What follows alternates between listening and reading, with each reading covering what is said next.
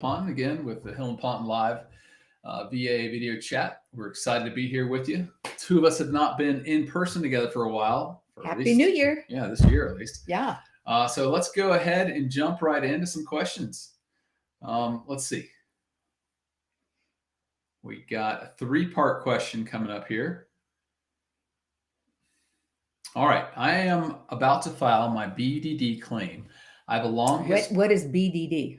It's before discharge. Before discharge. Okay. I want to make sure everybody knows what that means. I have a long history of both anxiety and adjustment disorder in my military treatment records. The problem is the providers that diagnosed me specifically indicated that this disorder was not due to military-related trauma. Is there another part to this? Okay. And instead to adverse childhood event. They failed to document that I identified the trauma on my 4th year of active duty and that work is the trigger. What's my approach here? Pursue my mental health condition as service-connected, related always, and submit lay statements. Yeah, I think that, first of all, make sure you have a complete copy of all of your medical records. Yeah. VA is really good at losing things, so please make sure you get a copy before you leave. I think that... well, that needs to include, and this is not... The VA does not consider this a medical record, but it needs to include your service entrance exam. Yes. Because on your service entrance exam, the doctor has the only opportunity there to say if you are coming in defective, meaning on that exam, it should state he has a mental health condition, but it existed prior to service because of childhood or whatever. If that's not on there, then you have a presumption of being sound entering service. So even though you've got some jerk, I'll be kind today, of a doctor saying, oh, this is related to before service, this has nothing to do with service, that's nonsense. Okay, so you're applying for direct service connection on this. Yeah, so I think first of all that you absolutely want to file it. You want to file for direct service connection, and you want to talk about how you did not have childhood trauma, that this was related directly to what happened. And I'd write out exactly what happened and when it was, and then pin your service medical records saying so it sounds to me like you're saying is you didn't even get any treatment for the first 4 years. Or you might not have had problems the first 4 years. Right. So I think you want to outline exactly what happened and when it happened. And then you want to get statements from family members, cousins, everything. When you went in, first of all, remember, you don't want these statements to be, this is a great guy and he deserves all the benefits he can get. You want it to look impartial. I have known this person since then. This is the relationship I have with them. This is how often I saw them. Before service, I never saw any problem with, etc. After service or during service, I noticed he started to become depressed, anxious, whatever. And as many people as you can get to do that statement, the better. But remember, the statements need to be specific as to who's talking, when they first met you, how it is they knew you, how often they saw you. So did they know you really well? And then how they knew you afterwards. And don't be vague. A lot of times people will say, sometime after service. Well, that could be now, or that could be 10 years after service. So you really need to be specific, okay? Or specific as to when they noticed a change in you during service. And I think you wouldn't have any trouble doing that. You also, I would suggest going to an outside site. Well, I wouldn't, because you're going to be sent. He's not even discharged. They're going to send you to a C&P exam first. Okay, maybe the C&P examiner gets it right and just realizes that whatever happened in service is the cause. I mean, even if they say aggravation, then you can work with that. But you got to go to an exam first, okay? Because you're going to be sent to an exam no matter what. And you go to the exam, you bring the stuff Carol has talked about and see what they say. If they get it right, great. You don't have to worry about any of this. If they get it wrong, then we go to the step Carol was saying as far as getting an outside exam to rebut what they said. Not that I'm going to agree with him, but I'm saying. Well, here's the thing. It doesn't matter, Carol. If he gets an exam going in, they're still going to get a C&P exam. They still are. The C&P examiner is going to ignore it. And the adjudicator is going to say, well, hey, our doctor was more thorough, even though they weren't. I've never seen it play out favorably if you get an exam first, unless they hand it in and the other doctor says, wow, this is great. How does that happen? It does happen. Yeah, no, I would not spend my money for an exam first when know they're going to get an exam second. I would want the last word. That's how I view it. All right, next question. Starting off feisty already. Andy, can you request a copy of your C&P exam from the regional office online, or does it have to be by mail? The exam was 6 months ago. How are you going to do that online? I think through the portal, right? Oh, you mean through the portal? I was thinking you were going to ask by email. Yeah, I think the portal would work, or send a letter, both. I'm not sure which would be responded to faster. We've been having a problem with, I do my VBMS, that's actually the VA email, and then I do a letter. And sometimes I get it faster from the letter, and sometimes, so I would do both ways just to make it happen. Yeah. Okay.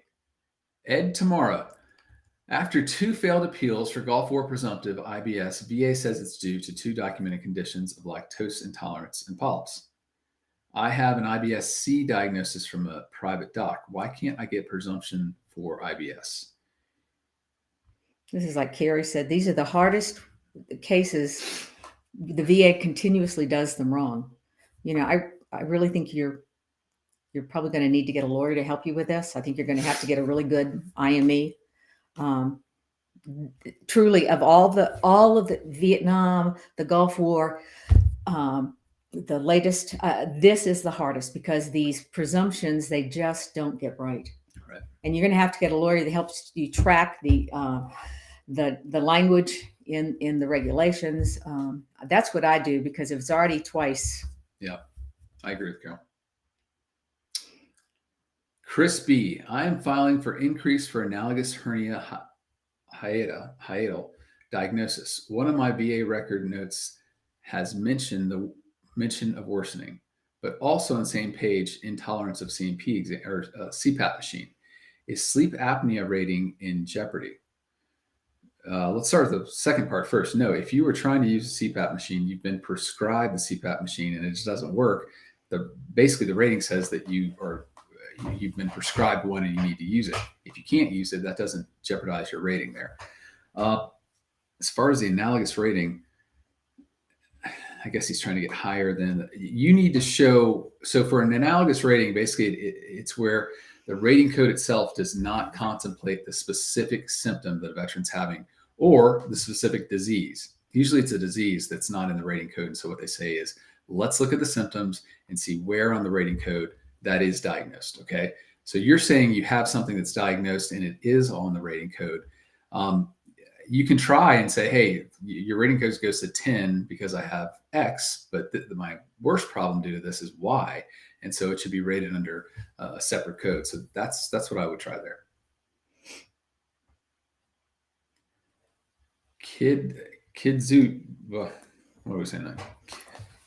Kids Ed. VA incorrectly set the effective date for my A&A rating to the 26th of February 2018 date. It was received with my notice of disagreement. Within 1 year of the rating, the decision of my discharge. Okay, based on these Q&As. I think we have some more. I appealed saying the effective date should go to my discharge date. I thought the higher level review phone call went well, but the new decision surprised me by suddenly claiming a new reason that my need for A&A didn't manifest until exactly February 26, 2018. Can the VA do that? Yes, I will appeal again with the evidence that my A&A needed compelled my discharge and exit before, but I'm worried. Okay, can the VA do that? They can do whatever the heck they want. And they do, and they see if you'll go away. All right, they make stupid reasoning. They needed to have put a reason as to why your problem was worse as of that date, the date of your NOD, and I imagine they did not. So I think, doing a supplemental claim, putting in new evidence showing that you needed A&A before you even got out of service, I do think that's the way to go. And I would point out that, A&A is an inferred claim. That means that it should automatically arise when the need for that arises because of the veteran's records. And that there's been an error here in that they, instead of picking the date when it arose, and then you can say why you needed it as of that date, instead they picked the date that you filed the notice of disagreement, which has absolutely nothing to do with your aid and attendance. So I would make sure I'd outline that. Yeah. DC, hello. Can I get a prescription for medication from the VA be recognized as a diagnosis? For example, can a prescription for high blood pressure be consistent with the diagnosis of high blood pressure? Yes on the first question, but no on high blood pressure. That is not a diagnosis that the VA recognizes. You have to have hypertension. If you have just high blood pressure and that's what's in your records, you are not going to be compensated for that. Patricia just awarded Chapter 31 benefits. If they approve my college, I'll start classes. Will participation in VR&E program jeopardize the outcome of my pending appeal for increased compensation and IU? No. I think, frankly, that you doing that program, I think heads you win, tails they lose, in that if you go through that program, you do well, you find something you can do, and you can work full time. That's what I think you should do. I mean, if you can find a good job and it's something that your disabilities do not impede, then I would do that. On the other hand, if you go and you go to college, and they'll say you flunk out of college because you're missing too much, or you don't understand the work, or maybe even yell at the professor, that's also really strong evidence that you should be getting IU. So I would pursue both avenues. And I have a lot of veterans, when they're going through Chapter 31, don't want to file for IU. And that's a mistake. They always worry that would hurt them when they go out to get another job. No one knows you have that. That can't hurt you at all. And it allows you to have income while you're waiting. Right. So definitely pursue that.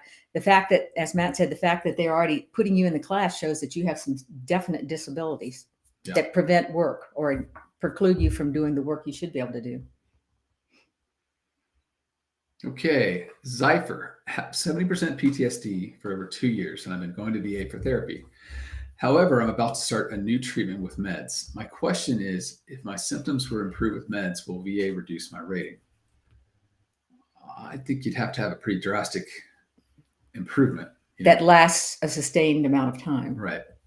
And you'd have to be, you go from having trouble being around people, having trouble listening to authority, maybe even having suicidal ideations. I mean, they got to go through the whole list of symptoms that are on the 70% and say you no longer have any of those. So, I mean, and frankly, it's better not to have those if you don't have them anyway, if you don't need that, if the medication makes it better. So I don't see a problem there. Yeah, I don't either. All right. Hello, service connected for PTSD, 70% in 2016. Been seeing clinical therapists who has diagnosed me with adjustment disorder. You need another clinical therapist. You do. Let me finish the question. Okay. Would this a TDIU for PTSD? Yeah. So what Carol's saying is, I mean, maybe you love your therapist, but that therapist doesn't know what's going on with you. An adjustment disorder in and of itself means that it's acute, it's short term. Okay. If you already have a chronic disability since 2016 PTSD, then who's listening to you? Yeah, that's okay. We're not medical people, but we do strongly feel that is an absurd diagnosis. We play them on TV. Yeah, we do play them on TV. And you need to completely ignore that. Okay. Your TDIU would be based on PTSD. Even if you were service connected for adjustment disorder, you're not going to get any more compensation. You get compensation for one mental health condition. Okay. So forget about that. If your clinical therapist wants to help you, they can write out your symptoms that you tell them. Okay. Make sure that they're actually writing down what they say, and that can help you. But otherwise, you need a new therapist. Well, you do. Next question. All right. I was exposed to burn pits in the Enewetak Atoll in 79. Does that apply to the Pact Act? I did not see that location in the Pact Act. I can't remember. You're going to have to look in it's 38 CFR 3.317 is the Gulf War, and I believe burn pits is below that. But I do not recall any area out of Southwest Asia being there. Now, if that, I don't know where that atoll is. So if that's somewhere off, the Persian Sea or something, then yes, you would win. But if it's, well, no, you're in 79. So not that I know of, but I would read the act again. She's going to read. Yeah, I'll read that when we get off. Does one have to file for PTSD, or the counselor would do that? One has to file for it. Yeah. All right, Gary. I had gotten a right leg amputation that is service related. Will I get SMC for this? Yes, that's loss of use. You should get SMC for this. That doesn't mean they're automatically going to do it. Well, but it will only be an SMC-K, I believe. Unless it's, it depends on how high it is. But yeah, you should get an SMC-K for that. But then, depending on how high the amputation is, if it's at the hip, that's 100%. If it's a knee, I don't know if that's 50 or 70. 40. It's 40. Below the knee, it's 40. But if so that's why you need to really file for loss of use of the leg. If you really aren't able to, with a prosthesis, if you can balance and you can push off, you're right. But I would definitely file for that and get them to act on it. Yeah. I just did an appeal today where the guy had an amputation and they gave him, then he also had to have both hips replaced and they gave him the wrong rating for that. He's on crutches. And it says at the bottom of the rating, you're automatically entitled to SMC. But he wasn't being paid for it. He wasn't being paid for either one. And he has a below the knee amputation. All right. In crypto, we trust. Yeah. I am service connected for bilateral knee arthritis and instability. When I make a claim for increase of right knee instability during the C&P exam, as they're doing the lower leg, they notice both legs have limited range of motion. Since I'm only there for the right knee instability increase, will the VA also update my knee for the range of motion if I meet the scheduled criteria? So he's saying this is on the right knee. He's got the claim for instability on the right knee and the range of motion loss on the right knee. Is the left knee service connected? I can't remember. He did say yes, it is. Yeah, no, they won't Well, but automatically. No, it's not the. From what I understand, it's both the right knee instability and then go back. The whole prior question. part of the question. For bilateral knee, and this what makes a claim for right knee during the up there, they notice. Next part, Nate. Both legs have limited range of motion. Since I'm only there for the right knee increase, will they update? No, I don't think they'll automatically do that. I think they should automatically update the right knee. Right, but not the not left. the left knee. So you really put a claim in for the yeah. Put a claim in for both, but they should automatically do the right knee. Right. All right. TK Jones, I recently have been denied sleep apnea, but the chart reads mild condition. I do have a mouth guard and just received a CPAP machine. Will that be enough to service connect sleep apnea, or I need an Nexus letter? You need a Nexus letter. You got to show something happened in service. Yeah. Jeffrey Harriskin, if one had seen counseling service while in the military, can that be part of the evidence of PTSD now? Absolutely. Yes. Back to my comment on the first question. Okay, Dwayne, if I filed for my back in 2013, one Nexus said more likely than not, the other said likely not. Do I have a Q claim? I thought the tie went to the veteran. The tie goes to the veteran on an open claim. However, if you have a case where you're filing for clear and unmistakable error, you got to show that there was clear and unmistakable error, meaning that all the evidence basically pointed in your favor. And in this case, it does not. So you would fail. Yeah. Mike, if I have only a 60% rating heart and I die from the disability, will my spouse receive compensation under the DIC program if you die from that service-connected disability? Right. If the heart caused or contributed to your death, yes. Yeah. And if you're not working, make sure that you filed for unemployability with that 60% rating. All right. Ooh. I have pulmonary fibrosis and I'm on oxygen. I filed for Pact Act. The VA is not doing a PFT. Why is that? VA says they don't do PFTs if I'm on O2.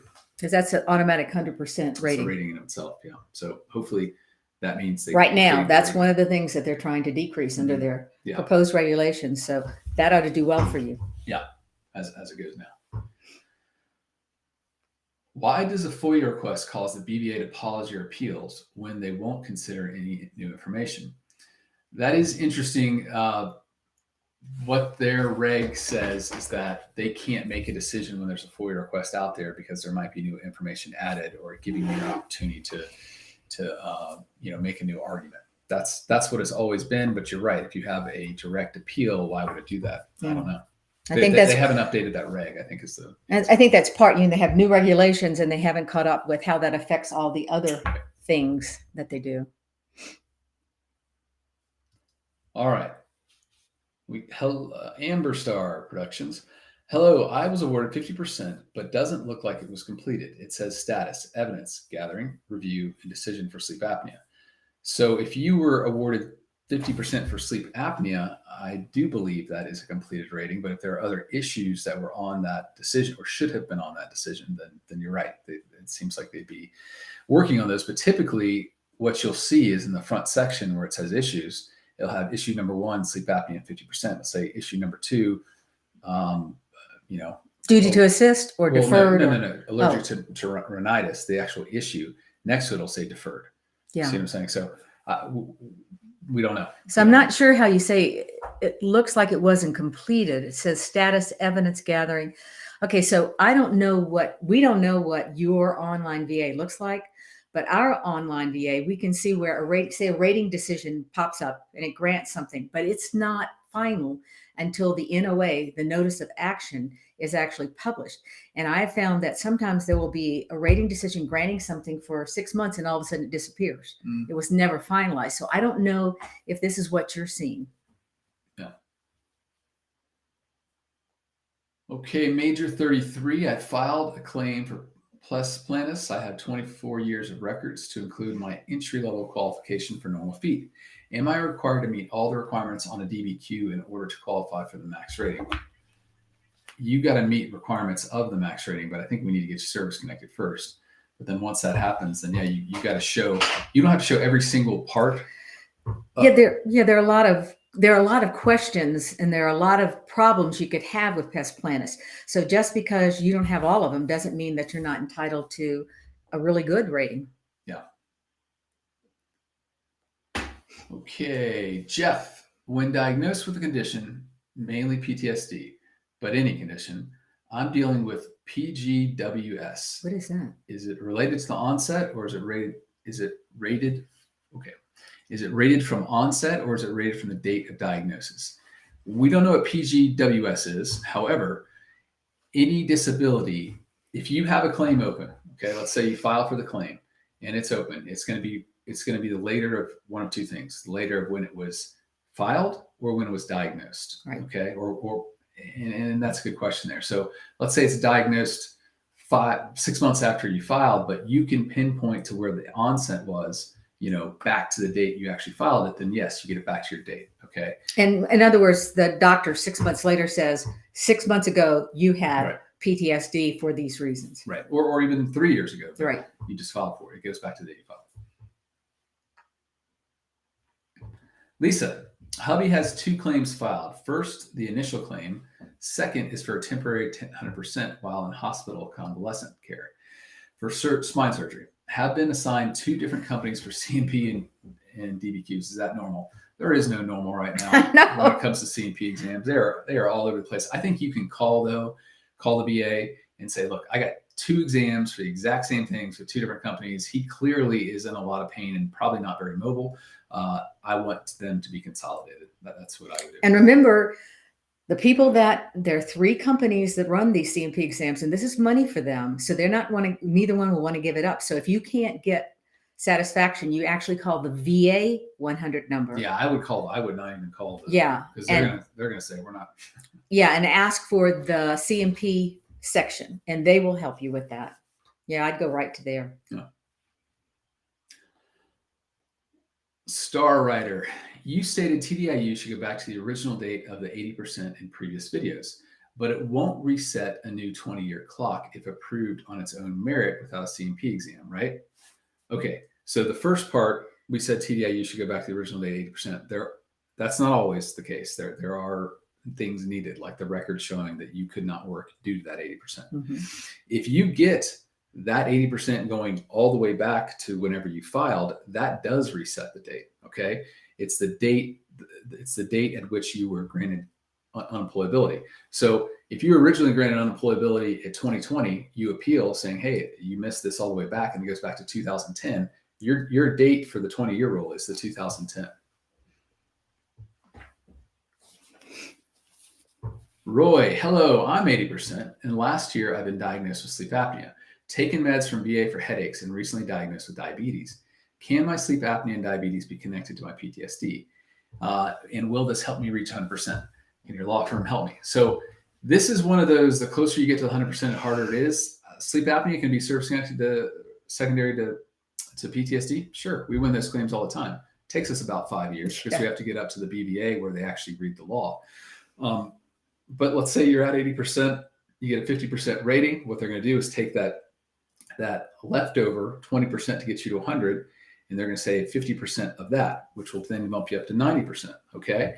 So if then you were able to get this diabetes secondary to PTSD, which is a very difficult claim. Can it be won? Yeah, but it is more difficult than sleep apnea, I think. Oh, more difficult. But my question is, how bad is the diabetes? Yeah. Because remember, if you're only going to get 10% or 20%. Well, so that's what I was going to say. So if we get 10% on, we've got you up to 90 with the sleep apnea. Let's say you get 20%. Well, that's now a 92% rating, which goes down. Okay.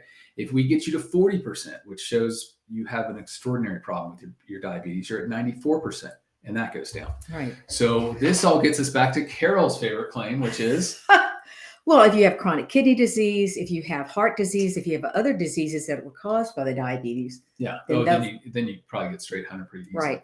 Peripheral neuropathy. So it really depends on how bad the diabetes is. Yeah. But I mean, again, what we're in the business of is trying to get veterans benefits as quickly as possible, the max benefits as quickly as possible.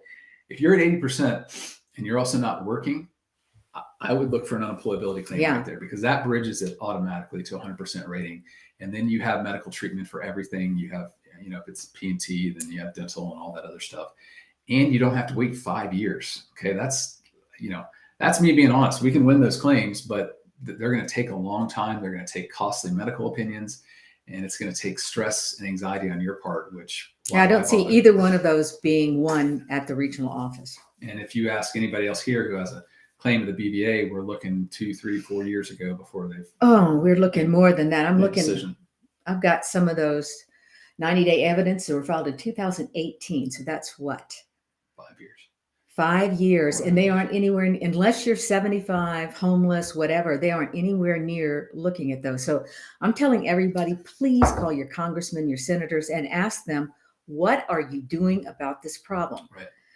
They don't want to hear from us. We're only 2 votes. Every one of you out there is a vote. And this year, the congressmen are running again.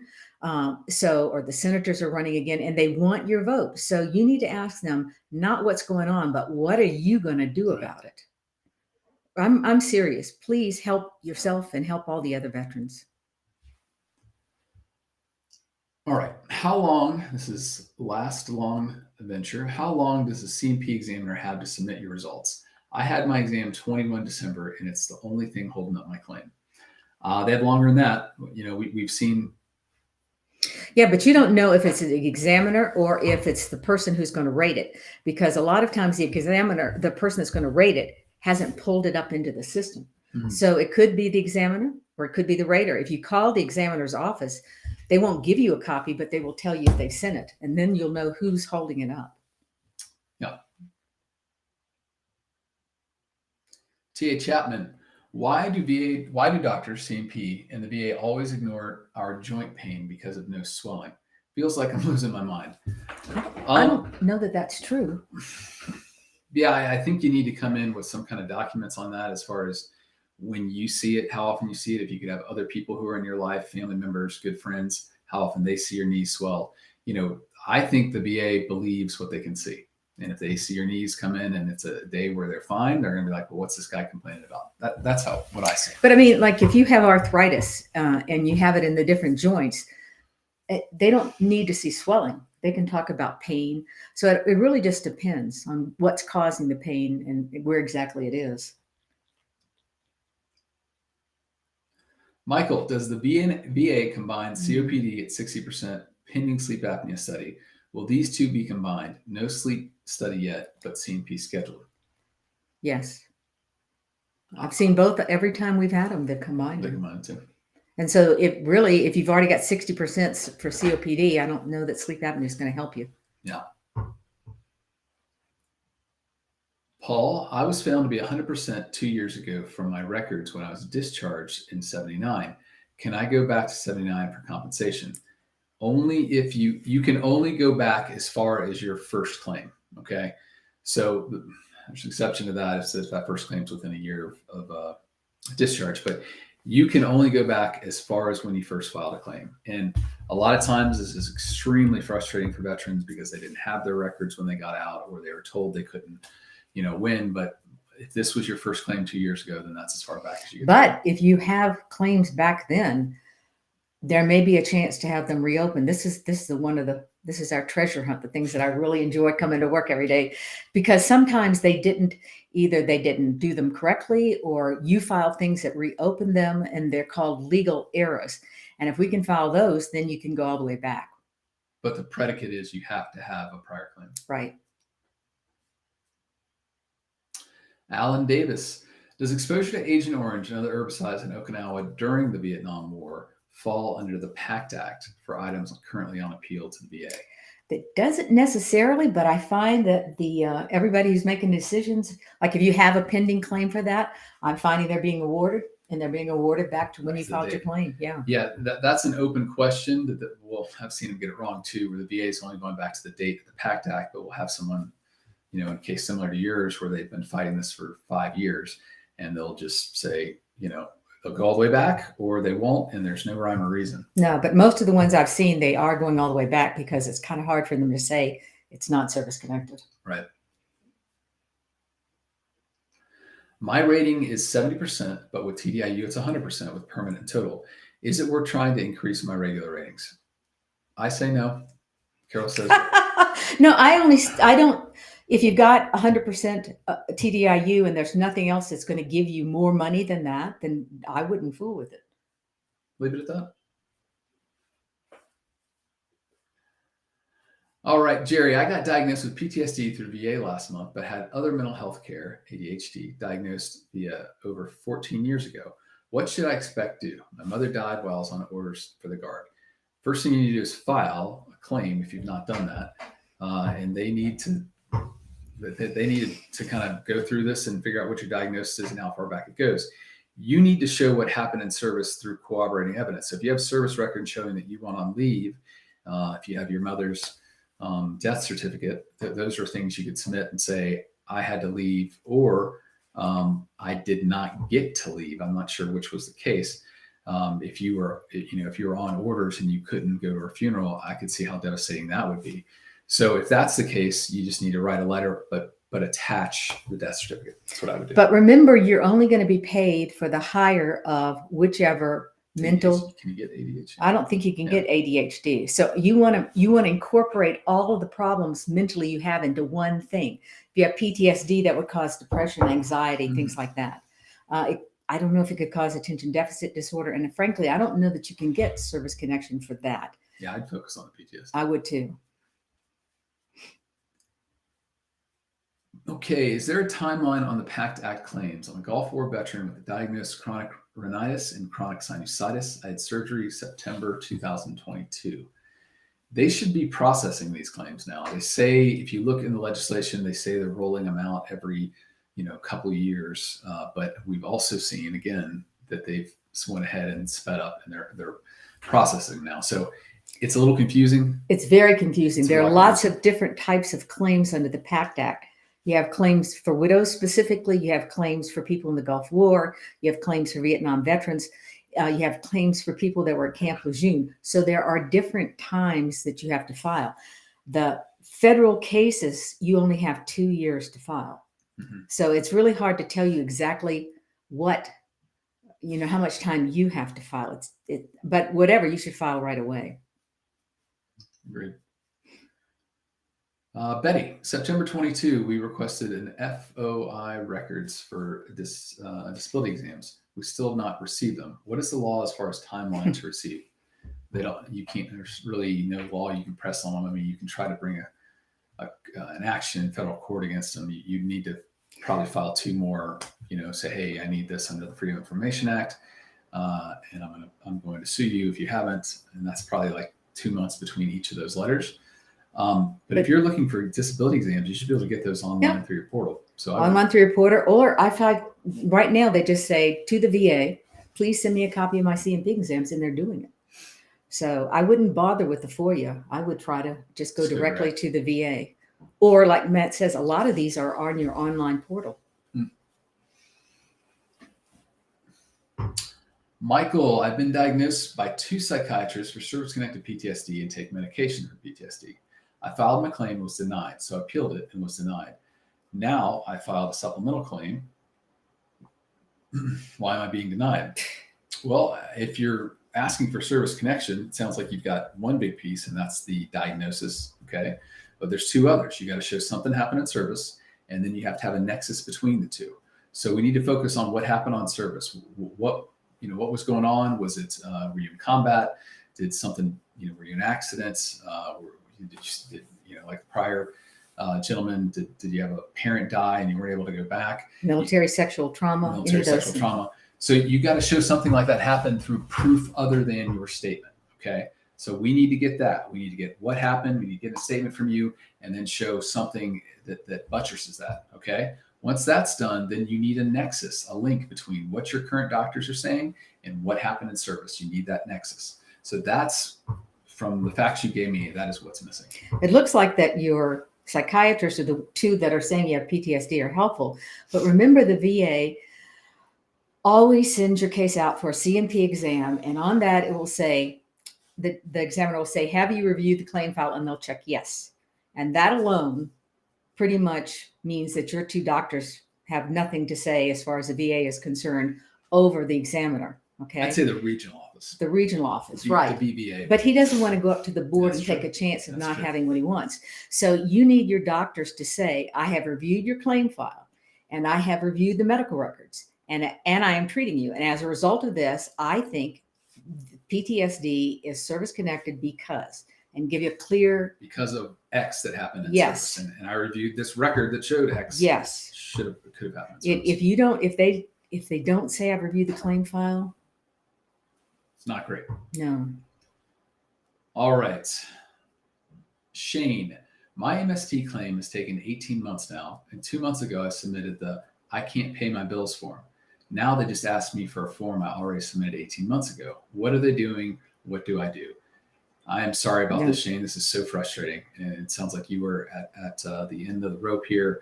You got to play their damn song and dance thing. You got to submit that other form. I would resubmit the form saying I can't pay my bills. With that, I don't know if you did this, but you need to submit some bill you haven't paid or some overdue bill. Utility bills are great. If you had foreclosure, lights turned off, a letter from your landlords, and they're going to kick you out. That are going to kick you out. Anything like that will really, but it needs to be specific. You can't just be general. Yeah. It can't just be a credit card statement. It needs to be something saying you haven't paid, you're going to lose X. Right. Yeah. All right. Remy Williams, I have my C&P exam for sleep apnea tomorrow, aggravated by or secondary to my MDD, MTSS bilateral shin splints, peripheral neuropathy, migraines, and medications. Do either of these seem like a possible winner? MDD does. Yeah, major depressive disorder definitely can. Migraines, if it's waking you up at night. Yeah. I'd say, frankly, peripheral neuropathy, if that wakes you up at night. Shin splints? I don't think so. Yeah. So, they can be really painful, but I think I would focus on the major depressive disorder and the migraines, which keep you from sleeping or functioning. I will say with the medication, if the medication side effects do say sleep disturbance, possible leading to sleep apnea, that's a winner. You definitely want to print that out and bring it in with you. I've never seen one, so I'd like to know if you find that. Yeah, that'd be great if you came back and let us know. Okay, Jeff, if you're denied years prior and the case is closed out, if you're denied years when the case goes out, but years later when 100% after reopening the claim with all the same diagnosis and evidence, is that that was in your file? That was in your file and under the same rules and regulation. Isn't that Q? The reply was that it was a matter of opinion, so you can't claim Q on that. If everything was in the file under that first decision, this does not sound like Q to me. If there was evidence from your service that was later associated with your claims file, meaning that they were lazy and didn't go get that, then that is a way to reopen under 38 CFR 3.156C.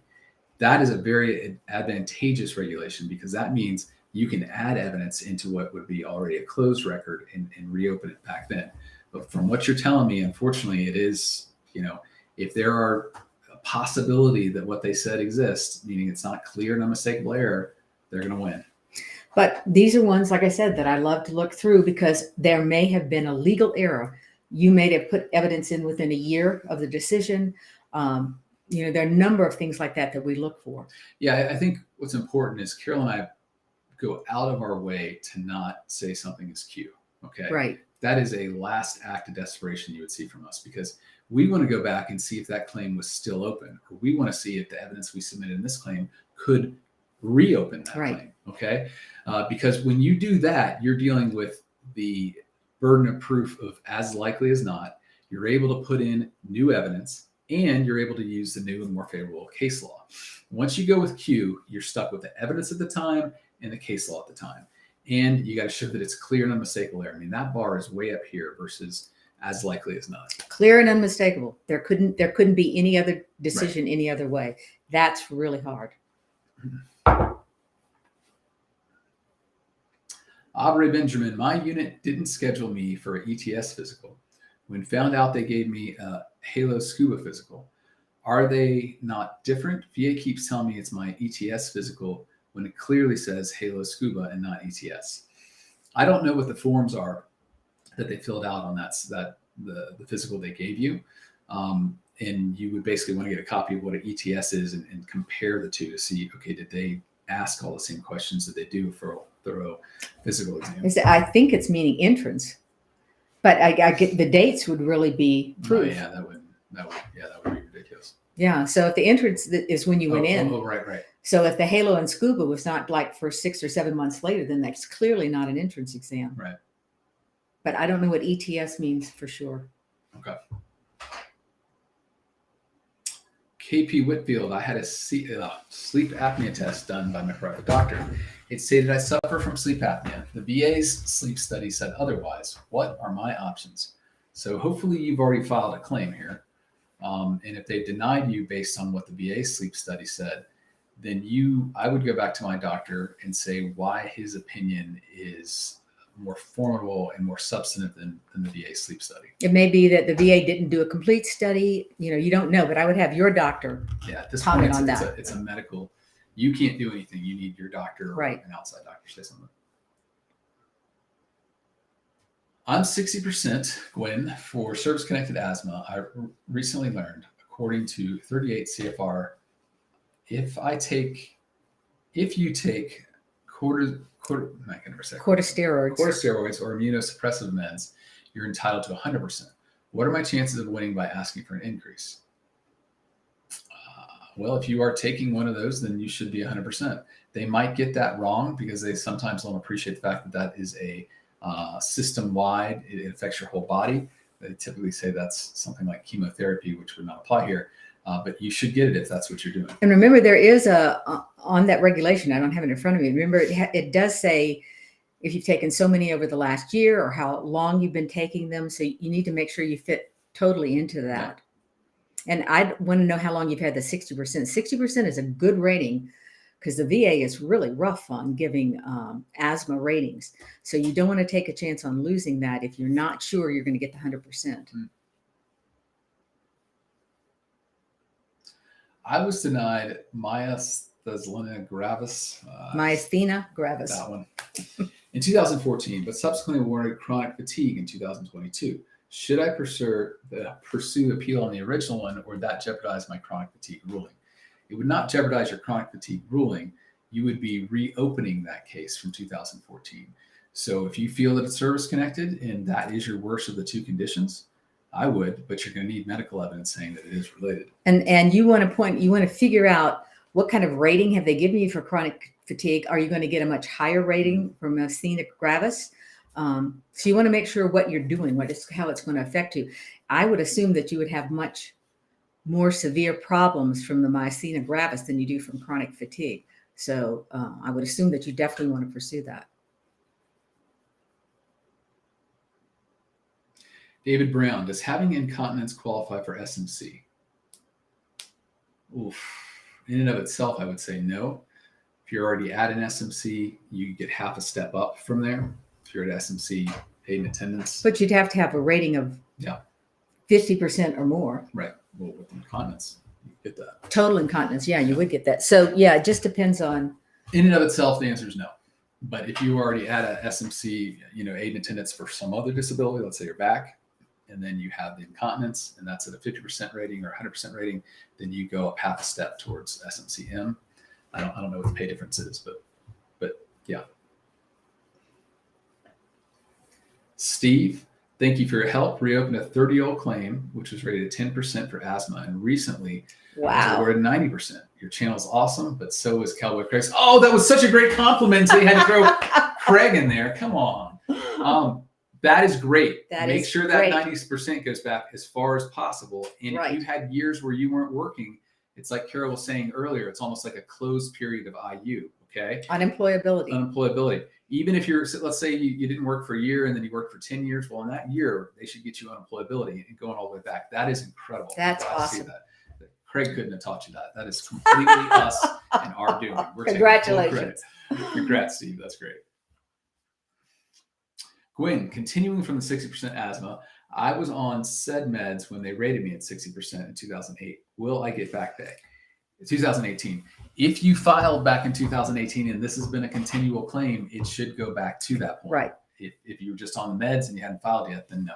Then remember, under this new AMA system, when you appeal, if you file an HLR, that's clearly an appeal, a higher level review. But if you file a supplemental appeal, then a lot of times they will take that as a claim as of that date. So don't let them do that to you. If they award you from the supplemental claim, you need to say, this is an appeal, and under the AMA, I'm entitled to all the way back when I first started my claim. Right. That is they do that every single time. Which, very frustrating for us. All right. Tavares, I have a 90%, which includes epilepsy and vertigo. I'm thinking about filing for Meniere's disease. Is there an exam for Meniere's disease? Okay. First of all, you're going to need to say what the different symptoms are for Meniere's versus vertigo and epilepsy stuff, but definitely for vertigo. They all have similar symptoms. Right. So, because remember, they're not going to grant you any additional benefits unless you can show that this is a separate problem from what I have from epilepsy and vertigo. Or what I've seen with the vertigo and the Meniere's disease is I don't know what vertigo caps out at. But let's say it's caps out at 30%. I know Meniere's can go all the way up to 100. If you can show that, you have these symptoms up here, okay, vertigo caps here, and great. The vertigo and Meniere's disease might have the same symptoms here, but the greater of the two disabilities is the Meniere's disease, and you get 100% because of how it affects you. Then that's what you want to file. But those are the symptoms you want to focus on. Right. So you need to go, Nate. If you throw this up there, the diagnostic codes page, you need to find this and compare the two and really hone in on those specific symptoms. Okay. Anesia Harris, should I appeal a low ball rating for GERDs if I just received 100% for other combined ratings? No. We agree.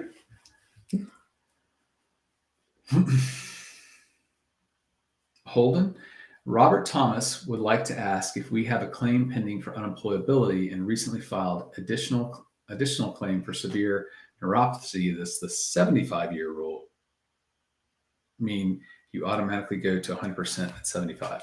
If we have a claim pending for unemployability and recently filed an additional claim for severe neuropathy, does the 75 rule mean you automatically go to 7? I don't know it. I'm thinking 75 might be your rated 70. I've never seen a 75% rating. Well, there is no 75% rating, and there is no 75-year rule.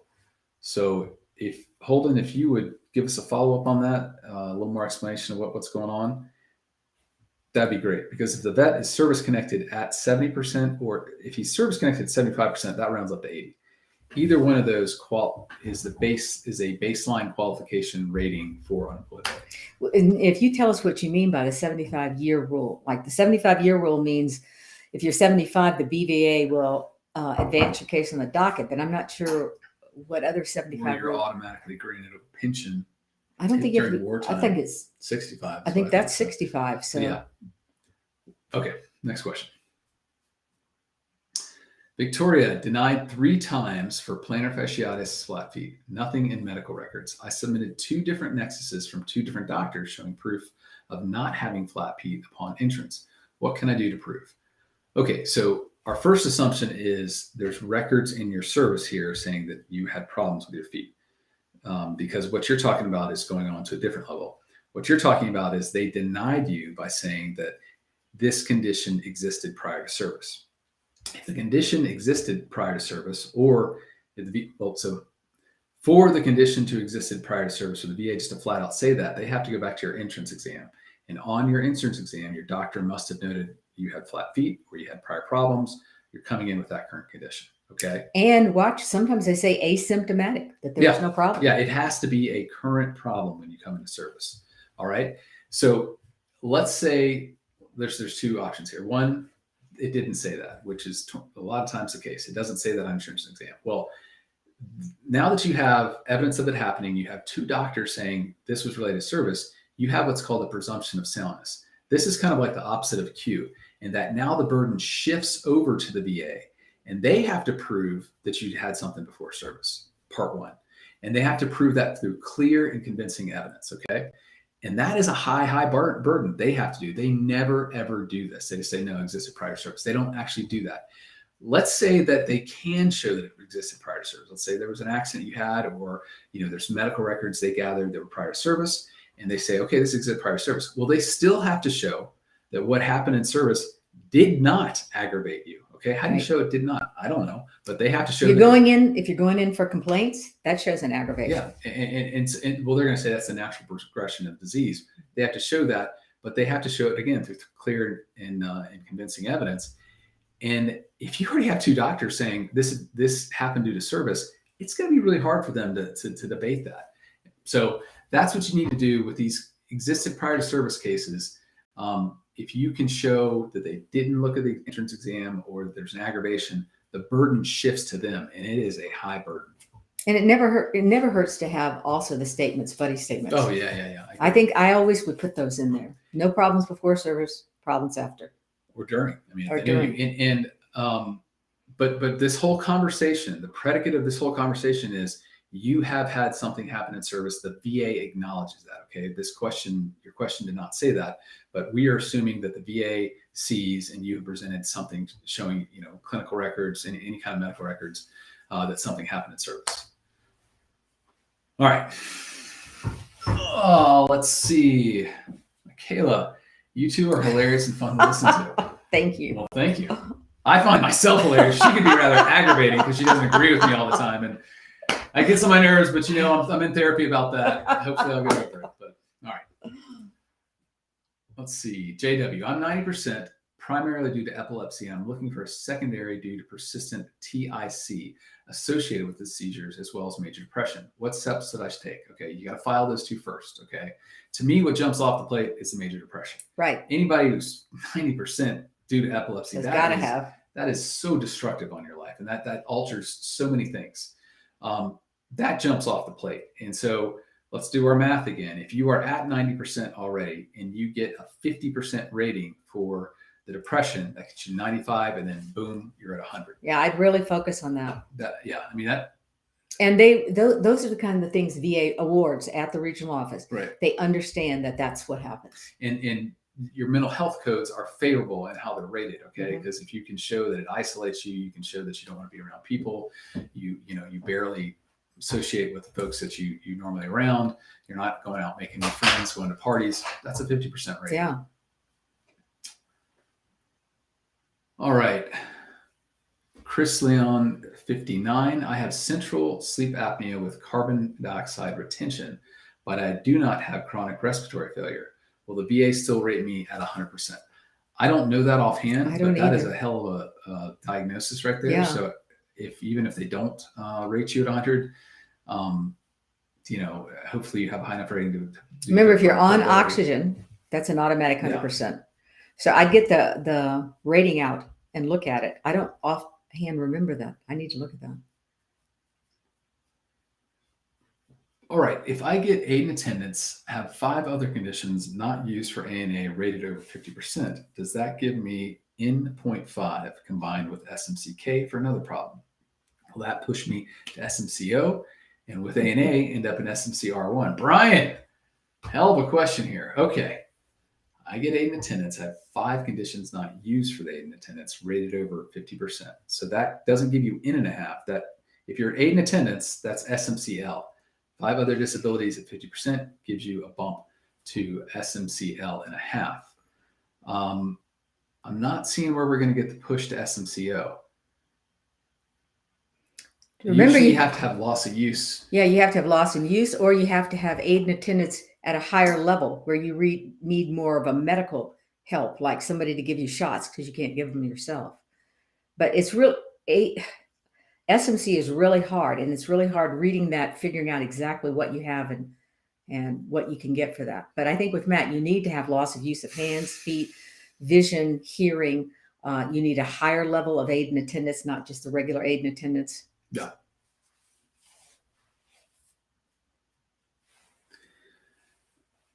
Per Kitteman, good to see you again. Is it better to file an appeal or higher level review for denial, or do you recommend something else? This is it depends. Okay. Yeah. Why did they deny you? What evidence is in the record? What evidence could you bring in to help you? And where can you go from there? Okay. Higher level review, you're going to get a better adjudicator. You're going to get a faster turnaround, but you can't put in any new evidence. Supplemental claim, you can put in new evidence, try it again. If you get denied there, you get a higher level review. So on all decisions now, for each issue, they should list out what is favorable in the findings, okay? Implicitly, then you can figure out what is not favorable.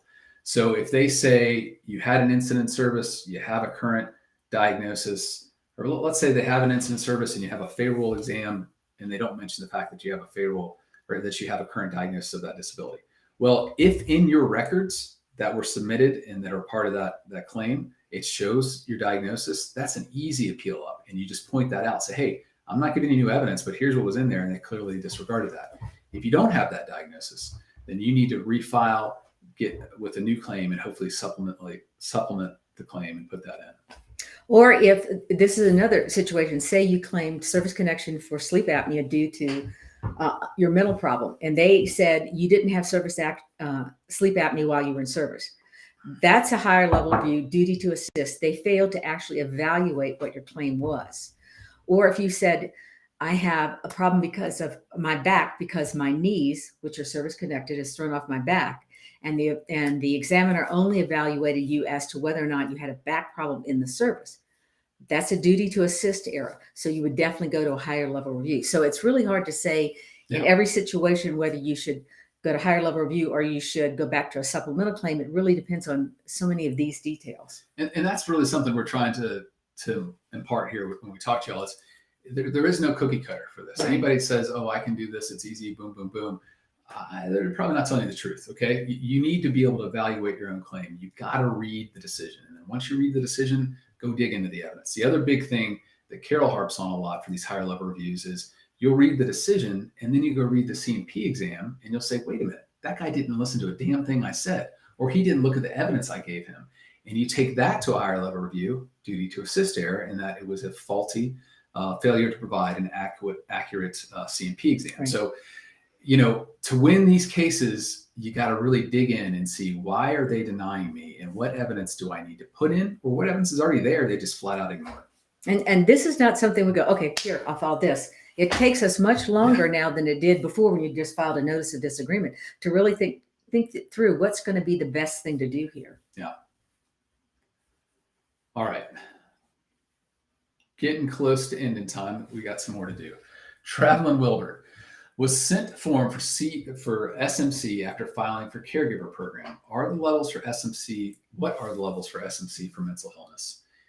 Really, for mental illness, the highest you're going to get is aid and attendance. And that would basically just show that you can't be by yourself because you're a danger to yourself. You forget to take your medicines, you forget your doctor's appointments. You leave the stove on. Yeah, things like that. So I was sent a form after filing. So this looks like it's SMC-L.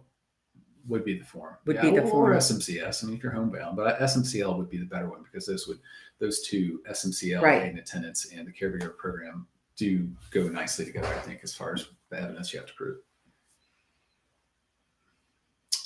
Robert, I recently had my rating increased to 100% P&T, but I'm still getting C&P exam appointments made. Do I need to go there? I have had 2 times in the last week or so I've received a letter. This is kind of a gut call. I would not. If you have appealed a claim that doesn't matter anymore and you don't go, they're just going to deny it and who cares? Mm-hmm. If they're saying you need to go back for some reason on this P&T, I mean, I would consider writing a letter saying, I am 100% P&T. I don't want any more claims. I want you to close this out, and I agree with the rating you've given me. But it's really hard to say, Matt, because, okay, say they gave you 100% as of last year, but you have pending claims for other things that could give you benefits farther back, or could raise your benefits farther back. So what are those C&P exams for? That's what I like to know. Robert, yeah. I hate to admit it, Robert, but I think she's right. I agree. You got to do a little investigation, but I'm leery to go to an exam that I do not need to go to. Well, you need to know what are they for, and then what appeals are pending. I agree. All right.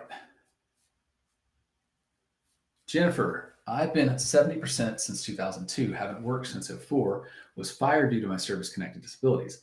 I also failed out of Oak Rehab. I applied for TDIU in 2010 and was denied.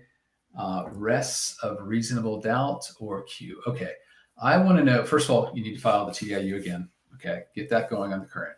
I want to know when you failed out of Oak Rehab. This is a case where Carol and I would look at, we'd review the, you probably got a 1,000, 2,000 page file. We would review the whole file and we'd look for, what happened when.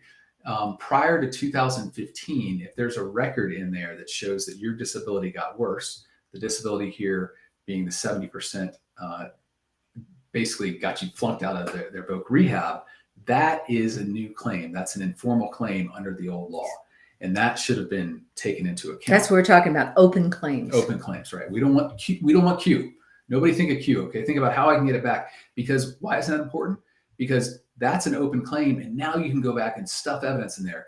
Statements from you about why you failed out, statements from friends as well as going on, medical evidence, okay? That is a huge claim that should go all the way back. The first thing you need to do is make sure you've reopened the claim. That's a claim that Carol get and I it filed right away. About, okay? Yeah, we get excited. Just from your facts right there, I look at that and say, that's something, it's very rarely are we going to say you can go back to this before the latest claim you filed. But frankly, just on those facts alone, I think you've got a great claim to go back a decade, 2 decades. All right, what else we got? We're hitting just over an hour. Let me just see if there's anything else I'm going to run through. I know, guys, we didn't get through all these, but let's see.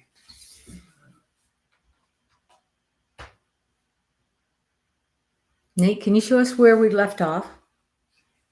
I think I know we've got tons that we've missed or just not been able to get to. Well, okay. First time here. All right, Ron B. You're going to be first time, last question. Just got 100% P&T, had deferred claims for sleep apnea, GERD, flat feet now.